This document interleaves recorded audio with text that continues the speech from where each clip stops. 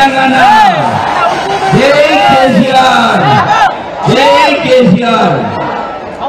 ఈ సభకు అధ్యక్షత వహిస్తున్న గౌరవనీయులు మన మాజీ ఎమ్మెల్యే గారు శ్రీ పద్మా దేవేందర్ రెడ్డి గారికి, అదేవిధంగా ఈ వేదిక మీద ఉన్న మన శ్రీ హరీష్ అన్న గారికి, మాజీ మంత్రివర్యులు, అదేవిధంగా వేదిక మీద ఉన్న అందరికీ, వేదిక మీద ఉన్న ప్రతి ఒక్కరికి కూడా పేరు పేరున నమస్కరిస్తూ ఇవాళ మెదక్ నియోజకవర్గం నుంచి వచ్చిన అక్క చెల్లెళ్ళు, అన్నా తమ్ములు, పెద్దలు అందరికి కూడా శిరస్సు వంచి నమస్కరిస్తా ఉన్నాను.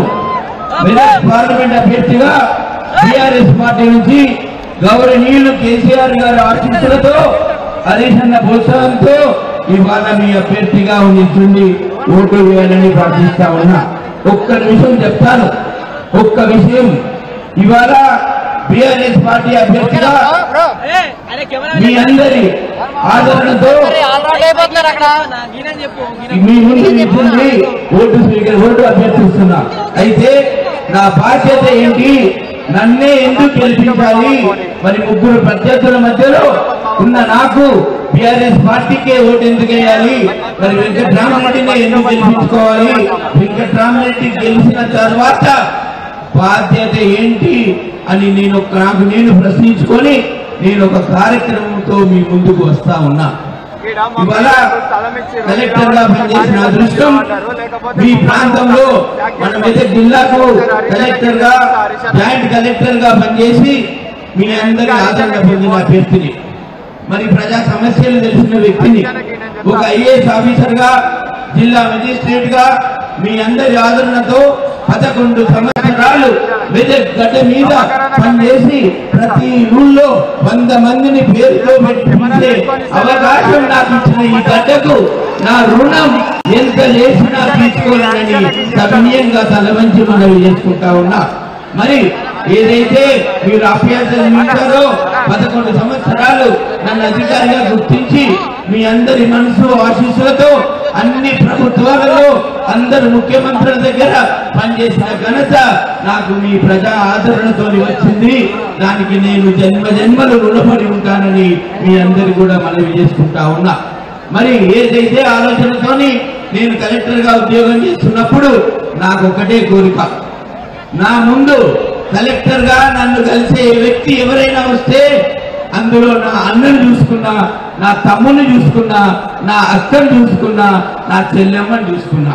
మరి కలెక్టర్ గా నా దగ్గరకు వచ్చినప్పుడు నా తమ్మునికి సమస్య వస్తే, నా అన్నకు సమస్య వస్తే, మరి వారు ఒక అధికారి దగ్గరికి పోయినప్పుడు ఆ కలెక్టర్ ఏ విధంగా సమస్య పరిష్కరించాలని నా తమ్ముడు కోరుకుంటాడో ఆ విధంగానే నా దగ్గరికి వచ్చిన ప్రతి తమ్ముడిని, అక్క చెల్లెలను ఆ విధంగా ఆదరించి శ్రమించి పనిచేశాను. కాబట్టి భగవంతుడు నాకు ఈ రోజు మీ అందరి ఆశీర్వాదంతో పార్లమెంటులో అడుగుపెట్టే అవకాశం ఇస్తున్నాడని మీ అందరు కూడా తలవంచి వస్తా ఉన్నా.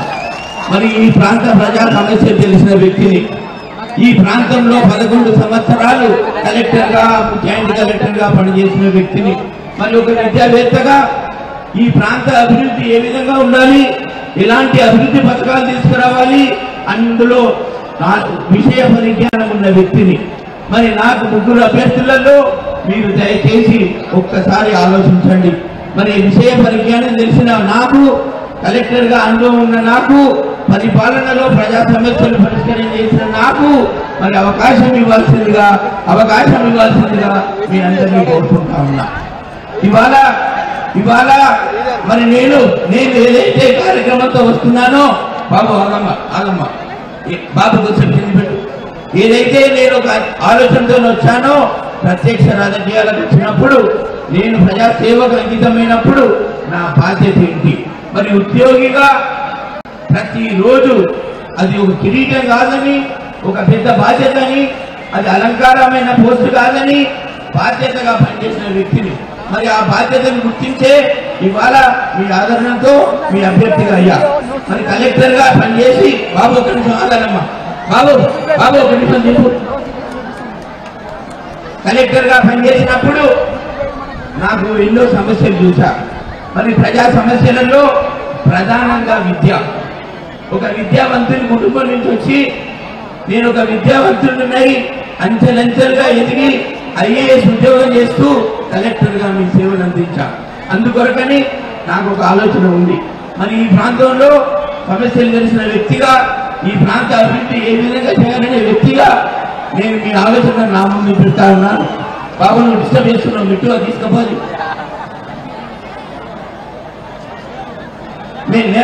మీకు ఒక ఆలోచన ఉంది.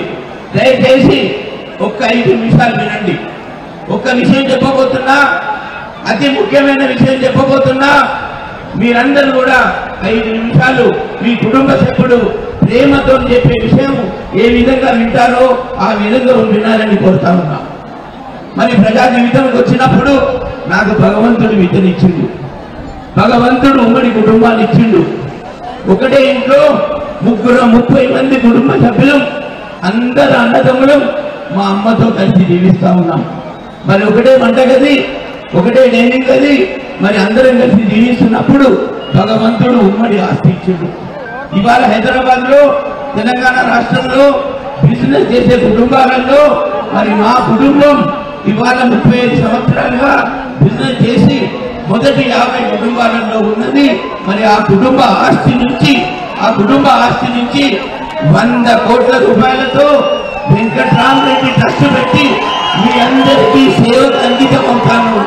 ఆ జీవితం నేను ఒక 5 విషయాలు చెప్తా ఉన్నా. ట్రస్ట్ కార్యక్రమం ద్వారా 5 అంశాలతో ముందుకు వస్తా ఉన్నా. ఇది జాగ్రత్తగా వినాలని సవ్యంగా కోరుతా ఉన్నా. నేను ఒక ప్రమాణం చేస్తా ఉన్నా, ఇది రికార్డ్ చేసుకోండి. ఇక్కడ ఉన్న విద్యార్థులు, విద్యార్థినులు, యువత, పార్టీ నాయకులు, క్యాడరు, అక్క చెల్లెళ్ళు ఈ విషయం రికార్డ్ చేసుకోండి. నేను ఏదైతే మాట ఇస్తున్నానో ఈ జన్మ పోయిన మాట తప్పులు కాక తప్పునని మీ అందరికీ చెప్తాను. నా కుటుంబం మీద ప్రమాణం చేసి మెదక్ గడ్డ మీద 5 విషయాలు చెప్తా ఉన్నా. దయచేసి 5 విషయాలు శ్రద్ధగా వినండి. 1, వెంకట్రామరెడ్డి ట్రస్ట్ ద్వారా నిరుపేద కుటుంబాలకు ప్రతిభ గల కొడుకు బిడ్డ ఉంటే ఉన్నత చదువులు చదవడానికి డబ్బులు లేకుండా సతమతమై మంచి చదువు లేని పేద కుటుంబాలకు వెంకట్రామరెడ్డి ట్రస్ట్ ద్వారా సేవలు అందిస్తాను. చదువుకు ఫీజులు కట్టాలని సౌకర్యంగా మనవి చేస్తా ఉన్నా. 2వది, నేను ఒక ఐఏఎస్ ఆఫీసర్ అయ్యా, పోటీ పరీక్షలు రాశాను. మరి పోటీ పరీక్షల్లో రాసి ఐఏఎస్ ఆఫీసర్ అయ్యా. భగవంతుడు నాకు మంచి కుటుంబాన్ని ఇచ్చాడు, పెద్ద ఆస్తి ఇచ్చిండు. కాబట్టి నేను హైదరాబాద్ లో కోచింగ్ తీసుకున్నా. మరి ఎంతమంది నిరుపేద విద్యార్థులు, ఎంతమంది నిరుపేద విద్యార్థినులు ఇవాళ మన మెదక్ పట్టణంలో ఉన్నారు, పార్లమెంట్ నియోజకవర్గాల్లో, గ్రామాలలో, పట్టణాలలో ఉన్నారు. వాళ్ళ కొరకు నేను ఏ విధంగానైతే కోచింగ్ తీసుకొని పరీక్షలు రాసి పెద్ద ఉద్యోగం సంపాదించానో నాలాగా చాలా మంది ఉద్యోగులను, విద్యార్థినులను 7 నియోజకవర్గ కేంద్రాలలో కోచింగ్ సెంటర్ పెట్టి ప్రత్యేక శిక్షణ ఇప్పించి ఐఏఎస్ అధికారుల రిటైర్డ్ అధికారులు ఇప్పించి మన నియోజకవర్గం నుంచి అధిక సంఖ్యలో ప్రభుత్వ ఉద్యోగాలు వచ్చే విధంగా మీతో పాటు శ్రమిస్తానని నా కుటుంబం మీద ప్రమాణం చేసి చెప్తా ఉన్నాను. 3వ అంశం మరి 3వ అంశం మన యువత, మన యువతులు, అలాగే మహిళలు డిగ్రీ చదువుకొని గ్రామాలలో వండుకుంటూ చాలని జీవితంతో ఇవాళ చిన్న కరెంట్ షాపులు, వెల్డింగ్ షాపులు, స్కూటర్ మెకానిక్ షాపులు, కిరాణా షాపులు పెట్టుకుంటున్నారు. మరి మన యువత డిగ్రీ చదివి హైదరాబాద్ లో ఇవాళ సంవత్సరానికి 1,50,000 ప్రైవేట్ ఉద్యోగాలు, 40,000, 50,000 నెలకు జీతంతో ఉన్నాయి. మరి మన యువత హైదరాబాద్కి వెళ్ళి ఎందుకు ఉద్యోగం చేయకూడదు? ఎందుకు చేయట్లేదంటే వాళ్ళకు శిక్షణ నైపుణ్యం లేక, హైదరాబాద్ చేసి మేము ఉద్యోగాలు చేయలేము అనే భయంతో ఇవాళ హైదరాబాద్ పోవట్లేదు. వాళ్ళ కొరకు మెదకులో శిక్షణ కేంద్రం ఏర్పాటు చేసి 6 నెలలకు ఒకసారి 1000ల సంఖ్యలో మన యువతకు, మహిళలకు, విద్యార్థులకు ప్రైవేట్ ఉద్యోగాలు ఇప్పిస్తానని, ఉపాధి కల్పిస్తానని నా కుటుంబం మీద ప్రమాణం చేసి చెప్తా ఉన్నా. నాకు భగవంతుడు విద్యనిచ్చిండు, మరి విద్యను 10 మందికి చేరవేయాలనేది నా ఆశయం. ప్రజా జీవితంలోకి వచ్చినప్పుడు మీతో ఎన్నికైనాక బాధ్యతాయుతమైన బాధ్యత ఉంది కాబట్టి ఇవాళ యువతకు చేస్తా ఉన్నాం. 4వ అంశం, ఒక్కసారి ఆలోచించండి అక్కా చెల్లెళ్ళు అమ్మలు, ఒక్కసారి ఆలోచించండి. మన ఊళ్ళో మన పట్టణంలో ఇప్పటికీ నిరుపేద తల్లిదండ్రులు ఇంటి ముందట చిన్న పందిరేసి బిడ్డ పెళ్లి చేస్తా ఉన్నారు. మరి వాళ్ళు ఘనంగా ఫంక్షన్ హాల్లో ఎందుకు పెళ్లి చేయకూడదని నేను ప్రశ్నించుకున్నా. వాళ్ళ కొరకు ప్రతి నియోజకవర్గంలో గెలిచిన 9 నెలల లోపు 7 ఫంక్షన్ హాల్స్ కట్టి నిరుపేద కుటుంబాల బిడ్డలకు వాళ్ళ పాపకు పెద్దన్నై రూపాయి కంటే రూపాయికి ఫంక్షన్ హాల్లో అందరి కూడా ఉచితంగా సేవ చేస్తాను, మరి ఆ కుటుంబాలను ఆదుకుంటానని సంస్కరించి చెప్తా ఉన్నా. 5వ కార్యక్రమం మన నియోజకవర్గంలో ఎంతమంది అర్హులున్నా కూడా అందరికీ ప్రమాదవశాత్తు చనిపోయిన వాళ్లకు 10 లక్షల బీమా పథకం చేస్తానని సవినయంగా మీ అందరికీ చెప్తా ఉన్నా. మరి ఆ 5 కార్యక్రమాలతో మీ అందరి సేవలో ఉండి నాకు ఆశీర్వాదం ఇవ్వాలని మీ అందరినీ కోరుతా ఉన్నా. నాకు ఇక్కడున్న వాళ్ళు, ఇక్కడున్న మెదక్ ప్రజలు, అక్కా చెల్లెళ్ళు, అన్న తమ్ములు ఒక్క పని చేయండి. నాకు దయచేసి ఒక్క పని చేయండి. పార్టీలకు అతీతంగా కలెక్టర్గా నేను మీకు సేవలు అందించాను. మరి ఇవాళ బీఆర్ఎస్ పార్టీ అభ్యర్థిగా ఒక నిజాయితీపరుడుగా, ఒక మంచి విద్యా కుటుంబం చేస్తున్న వ్యక్తిగా ప్రజా సేవ చేయాలనే సంకల్పంతో మీ ముందున్నందుకు నాకు ఒక్కసారి ఎంపీగా గెలిచే అవకాశం ఇవ్వండి. మీ సేవలో ఉంటాను, మీ కార్యక్రమాలన్నీ చేస్తాను. గెలిచిన 30 రోజుల్లోపు జూన్ 4 నాడు మన ఫలితాలు, ఎలక్షన్ ఫలితాలు గెలిచిన 30 రోజుల్లోపు హరీష్ అన్న గారి నేతృత్వంలో, పద్మాదేవేందర్ రెడ్డి గారి ఆధ్వర్యంలో, వేదిక మీద ఉన్న పెద్దల సమక్షంలో ఈ చౌరస్తాలోనే నేను ట్రస్ట్ కార్యక్రమాలు ఆవిష్కరిస్తా, ట్రస్ట్ ద్వారా సేవలు ప్రారంభిస్తా అని మీ అందరికీ సవినయంగా చెప్తాను. అది ఒక విద్యావంతుడైన నాకు అవకాశం ఇవ్వండి. మొన్న అసెంబ్లీ ఎలక్షన్ లో దుబ్బాక నియోజకవర్గంలో నా ప్రత్యర్థి రంగనాథన్ రావు గారు చిత్తుగా ఓడిపోయారు. ఇవాళ నా కుటుంబం మీద ఇంతమంది సమక్షంలో ప్రమాణం చేయాల్సిన అవసరం రఘునందన్ రావు అవకాశం ఇచ్చాడు. ఆయన తప్పుడు వాగ్దానాలు చేసి ప్రతి ఇంటికి ఎడ్లిస్తా అని, నాగలిస్తా అని, నిరుద్యోగ బుద్ధిస్తా అని అందరినీ మోసం చేసి గెలిచి ఇవాళ ఏమీ చేయకుండా మొన్న ప్రజలతో తిరస్కరించబడ్డాడు. మరి ఆయనలాగా నేను కాదు అని నిరూపించడానికి, మీ విశ్వాసం పొందడానికి, మీ నమ్మకం పొందడానికి ఇవాళ నేను నా కుటుంబం పేరు మీద ప్రతిజ్ఞ చేస్తా, ప్రమాణం చేస్తా. భగవంతుడు ఇచ్చిన ఆస్తి, భగవంతుడు ఇచ్చిన విద్య నా వల్ల 1000 కుటుంబాలకు ఈ ప్రత్యక్ష రాజకీయాలలో లబ్ధి పొందాలనేది నా ఆశయం. దయచేసి నన్ను భారీ మెజారిటీతో గెలిపించాలని మీ అందరికీ కూడా రేపు ఇంకా 5 రోజుల సమయం ఉంది. ఈ 5 రోజులలో ఎంతమంది దగ్గర వీలైతే అంతమంది దగ్గర చర్చ పెట్టండి. గ్రామాన చర్చ పెట్టండి.